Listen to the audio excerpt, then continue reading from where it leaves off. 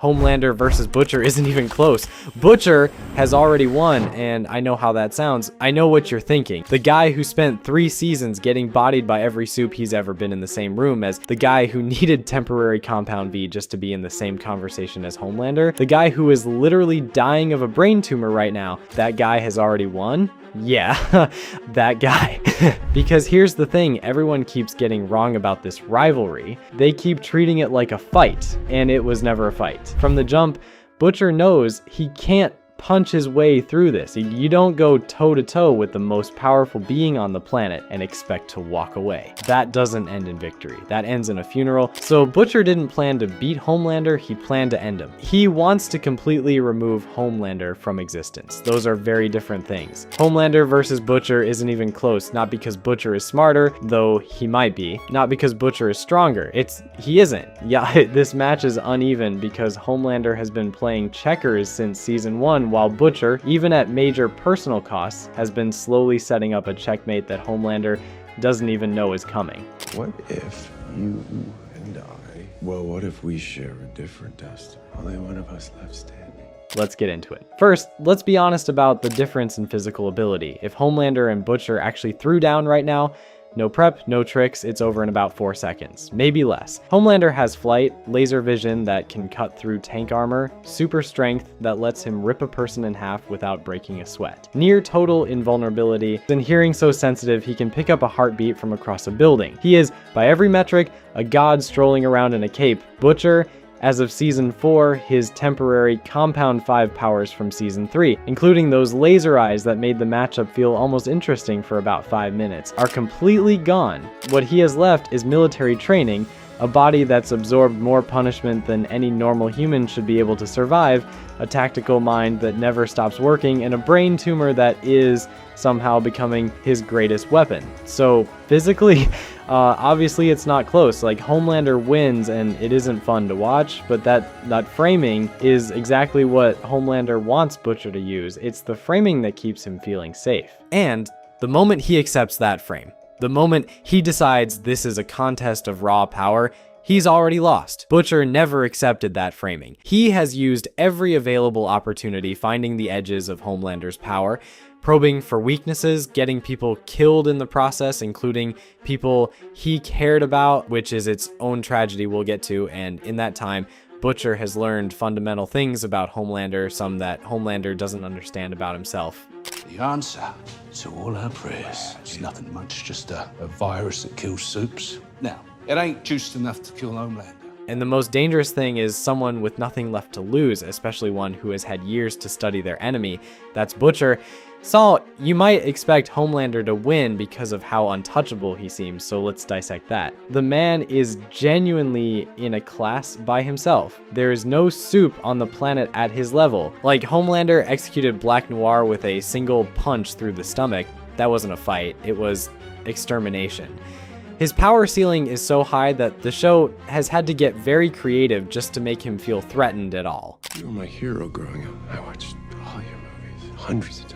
You were the only one that was nearly as strong as me.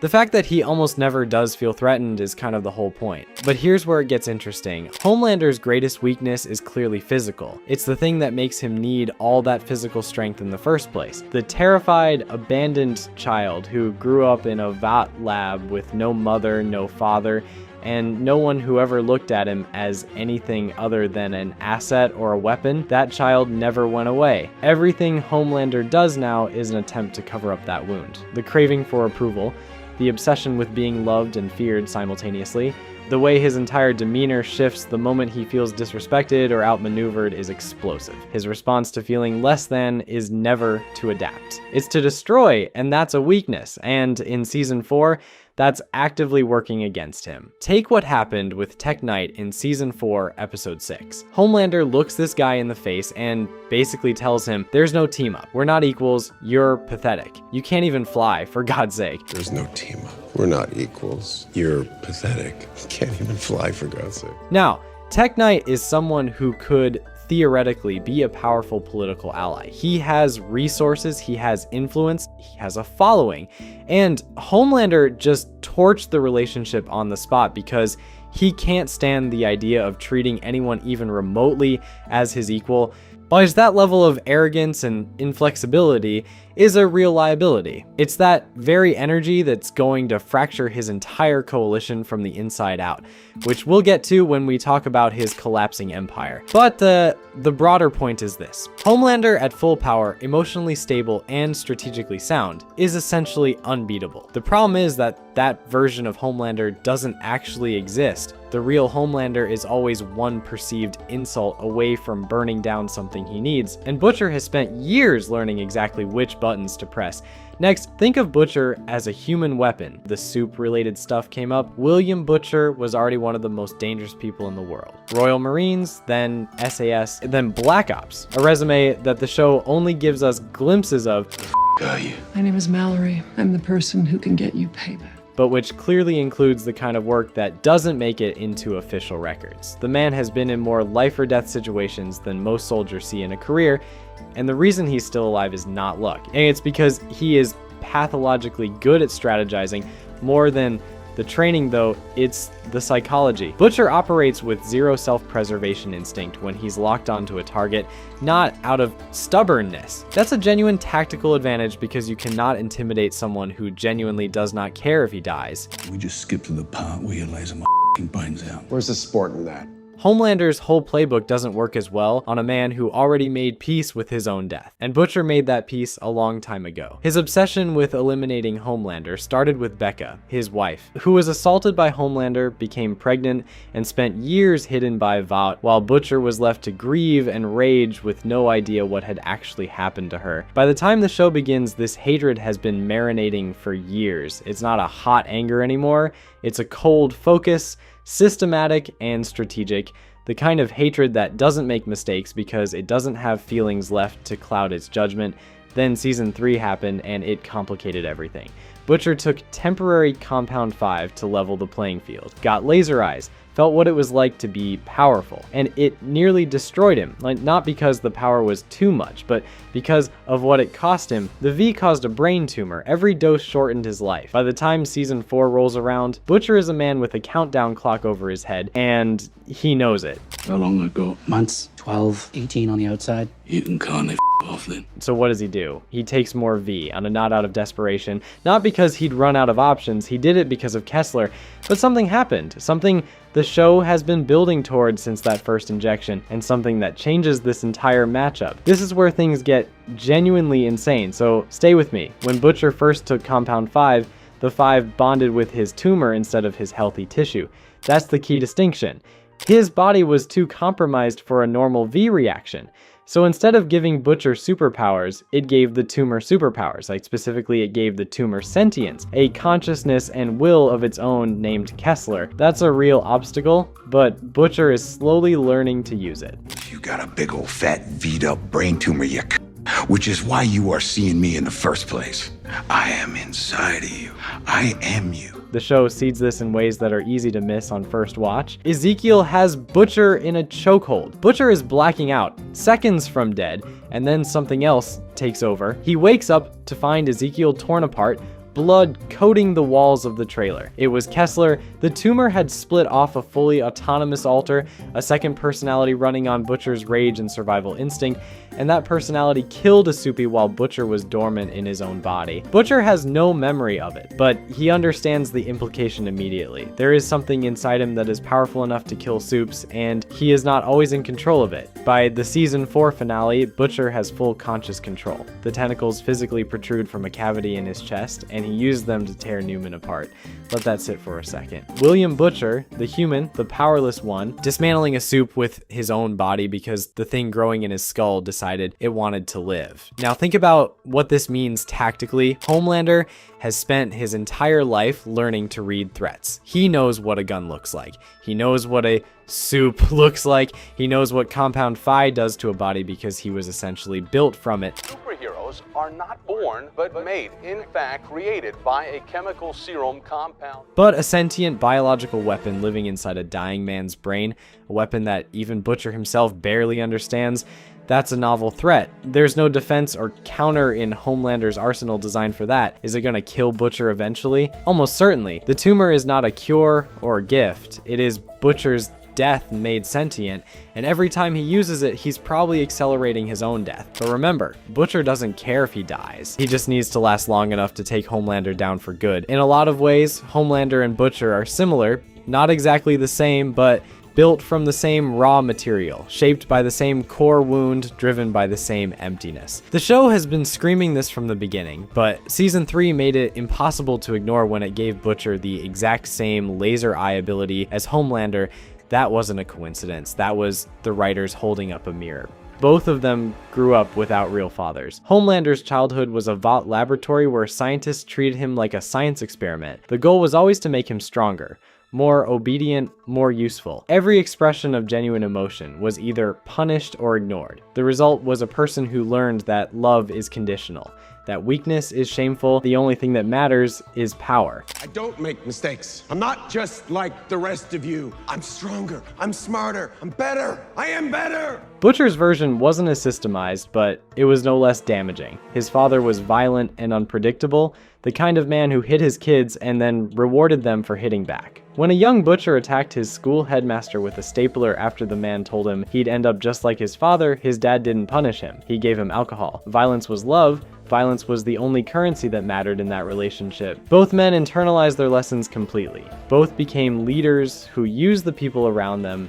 as tools. Both have left bodies in their wake that they justified to themselves as necessary. And both have spent their entire lives constructing an ideology around their hatred. Homelander deciding that humans are inferior, as a Butcher deciding that Supes are inherently evil, because it's easier to create an external enemy than to look inward and admit that you're just a hurt person who never healed. But here's where they split. Homelander's hatred goes outward. Everyone else is the problem. Humanity is weak and disgusting. You people should be thanking Christ that I am who and what I am because you need me. Supes who aren't as powerful as him are embarrassments. Even his own inner circle exists only to serve his ego. He has never once turned the lens on himself and asked whether he might be the problem. That kind of self-examination is weakness in his mind. Butcher knows he's the problem. He's always known. That's the difference. He ran away from home as a kid because he was terrified of becoming his father.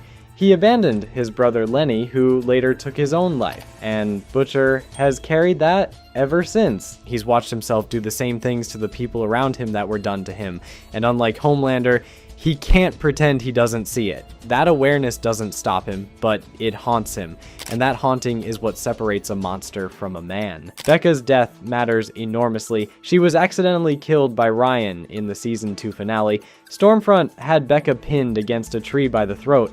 Ryan unleashed his laser vision for the first time, trying to save her, burning Stormfront so severely that she lost multiple limbs and, in the same burst, gave Becca a fatal neck wound. She bled out in Butcher's arms. It is one of the most devastating moments in the series, specifically because of what it means. The child that Becca gave up everything to protect was the one who accidentally killed her, and Butcher watched it happen. He could have turned that into hatred for Ryan. A lesser man would have. Well, maybe I don't want to look at you after what you've done to my Becca. Did you ever think about it? Instead, with her literally dying in his arms, Becca made him promise to protect her son. And he's kept that promise, badly, inconsistently, with enormous collateral damage. But he's kept it. That promise is the last piece of Butcher's humanity, and it is the one thing Homelander cannot touch. By season 4, Butcher's mind has become a battlefield of its own. The sentient tumor isn't just giving him biological weapons, it's feeding on his psychology, pulling up the people he's lost, the things he's buried, and projecting them back at him as fully realized hallucinations. Which brings us to the two most important figures in his head, Becca and Kessler. Kessler is the more complicated one. Joe Kessler was a real person, CIA operative who worked with Butcher, a genuine friend, someone Butcher trusted. And somewhere in that history, on a mission in Panjshir Valley, Kessler died, and Butcher has never fully made peace with his role in that. Real Joe Kessler? He's dead in the Panjshir Valley, motherfucker. You never dragged me out. You left me to die. The point is, what Butcher believes happened and what he's done with that belief ever since. Whether he made a defensible call in an impossible situation or whether he genuinely failed someone who trusted him, the guilt is the same either way. He lives in it like a prison sentence. And the tumor found that guilt, cracked it open, and built something out of it. conjuring Kessler as a sort of hallucination with Butcher's face. Then there's Becca, the angel, the person who made Butcher want to be better and then died before he could try harder. Becca in his head isn't a comfort, she's a reminder. She doesn't let him off the hook. She's the voice that says, "You made a promise. Ryan is still alive. You are not done yet." That's the actual conflict of the season. Billy, you promised me you would take care of Ryan. You promised me. If Ryan becomes like Homelander, that's the end of the world. Butcher versus the worst version of himself, with Becca's ghost holding the line. And this matters because Homelander has no equivalent internal conflict. He resolved that war a long time ago by eliminating the part of himself that had any self-doubt. There is no angel on Homelander's shoulder anymore. There's just the ego, enormous and unchecked, careening toward an inevitable collision with reality. Butcher is still fighting that battle within himself, so there is something deeply personal driving him, giving him an edge. Now let's talk about the virus, because this is where Butcher stops being a protagonist and starts being something more complicated. The concept is exactly what it sounds like, a biological weapon engineered to target compound Vi in the bloodstream, meaning it would kill every soup on the planet, not just the bad or dangerous ones, every single one. No exceptions, no appeals, no mercy. A-Train, Queen Maeve, wherever she is, even Ryan, every soup, whoever tried to do the right thing, gone. So you shove this shit into me and Kamiko and we just drop dead? Yep, it's the idea. Butcher knows this. He's not under any illusions about the collateral damage, and he's pursuing it anyway, or at least the Kessler part of him is, the part that has decided the math works out if you zoom far enough out. This is the moment where the Homelander parallel becomes impossible to ignore. Because what is Homelander doing in season 4? He's building concentration camps using Tech Knight's prisons to detain his ideological opponents. He's creating a hierarchy of who deserves to live based on power level. He's decided that his vision of a better world justifies all the death it takes to make it a reality, and Butcher is sitting across from him with a virus that would do the exact same thing, like just in the other direction.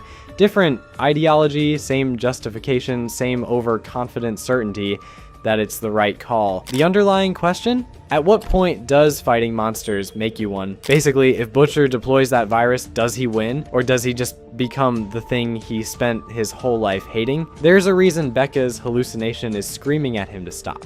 There's a reason it completely filled his mind in the radio station that day. While Butcher is fighting the war inside his own head, Homelander's empire is quietly eating itself alive. And he is too arrogant to notice. The Sage versus Firecracker situation is a masterclass in how Homelander's emotional needs are a vulnerability. Sage is the smartest person on the planet.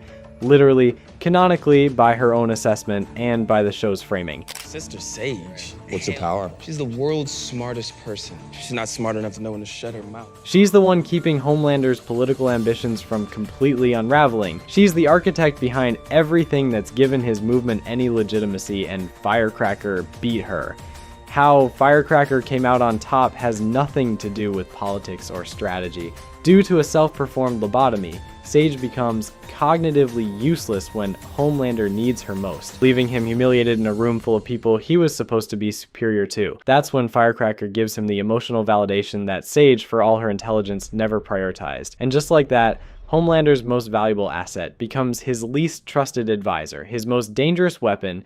The woman whose brain is genuinely a superpower gets sidelined because she failed him at the wrong moment, and Firecracker is better at reading his ego. That's what happens when your entire operation runs through one man's approval. The smartest person in the room becomes irrelevant the moment the king decides he doesn't like her anymore, or he likes someone else better. Then there's Deep and Fake Noir. Deep, who has spent the entire series desperately clinging to relevance within the Seven, and actually had a genuine moment in season 4. He talked Fake Noir back from the edge, gave him purpose, kept him functional when he was ready to quit. And what does Deep get for it? He watches Noir climb the hierarchy above him, get closer to Homelander's inner circle, and receive the recognition that Deep worked for. This is the Deep pattern on repeat. He helps someone, that someone gets the credit, Deep gets nothing. And eventually the frustration boils over in ways that create opportunities for the boys. A-Train is the one that hits differently though. The inside man, the Seven member who has been quietly feeding information to the boys while trying to protect his own skin. What are you doing? Wait, you're the leak? Does something genuinely heroic. He uses his speed to rush Mother's Milk to the hospital after he suffers a medical emergency. A kid witnesses it happen, and the kid smiles at him. That moment is a death flag. But that scene is the show telling you what's coming. The train found a reason that matters more than self-preservation, and in this world, when someone finds that reason, they usually die for it. The point of all this is Homelander's coalition is a house of cards, built on fear, maintained by ego, already compromised from the inside, and undermined by the emotional volatility of the man at the top. Butcher doesn't need to dismantle Homelander's crew, it's already dismantling itself. He just needs to be ready when it finally falls apart. When I carried your ass to the ER, nobody even knew, except for this one kid. That felt better than anything that I had ever done at Vought. Finally, everything comes back to Ryan. Ryan Butcher is already one of the most powerful supes alive. He has his father's abilities, flight, laser vision, super strength, everything. He grew up hiding from the world his mother dedicated herself to protecting him from, and now he's being raised by Homelander, who is pouring every bit of his warped idea of fatherhood into this kid, trying to turn Ryan into a mini version of himself. Ryan is, in the most literal sense, the bridge between these two men. He is Homelander's biological son and Becca's legacy. He is the reason Butcher made his promise, and the reason that promise is so complicated because the child Butcher swore to protect is the child who accidentally killed the woman they both loved. That's the architecture of the entire endgame. Think about what Homelander is doing with Ryan right now. He's love bombing him, teaching him that power is identity, giving him the father figure he never had, which Ryan genuinely wants because he's a kid. And it's working. Ryan is pulling away from everything Becca stood for,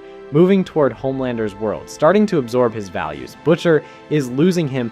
He knows it. And here's the thing about Butcher that makes this so devastating. He could fight for Ryan the normal way. He could show up, be present, be the father figure himself, but he can't. He's too far gone down his own path of self-destruction, too consumed by the tumor and the virus plan and the war with Kessler in his own head. Every time he's gotten close to Ryan, he's managed to either push him away or put him in danger. So the angel on his shoulder, Becca, is telling him the only play he has left. It's not the virus. It's not a fight. It's a sacrifice. Butcher's death will be the thing that breaks Ryan away from Homelander. And not because Homelander kills him, though that's a possibility, but because Ryan will see who Butcher actually was. Underneath all the violence and the hatred and the self-destruction, he'll see the man who kept a promise to his dead mother for years, even if it was imperfect and came at an enormous cost. He'll hear Becca's voice in Butcher's last words because that's what the tumor hallucinations are building toward. Not Butcher talking to a ghost, but Becca getting one last message to her son. And when Ryan understands that, Homelander loses him. When he witnesses a dying man choosing at the last second to let the good in him win, that's the ending. That's why this isn't even close. Butcher shifts from trying to beat Homelander to trying to save Ryan. And saving Ryan means Homelander loses the one thing he actually cares about. Now let's recap. Physically, Homelander wins, and it's not a contest. 4 seconds, maybe less. Butcher doesn't land a single hit. We've always known this, but Homelander cannot defeat someone who doesn't care about surviving. He can't neutralize a threat he doesn't understand. He can't keep a coalition together when his own ego is constantly blowing holes in it, and he can't hold on to a son who eventually learns the truth about what he is. First, I'll take out the nerve center. I think then I'll just wipe New York off the map.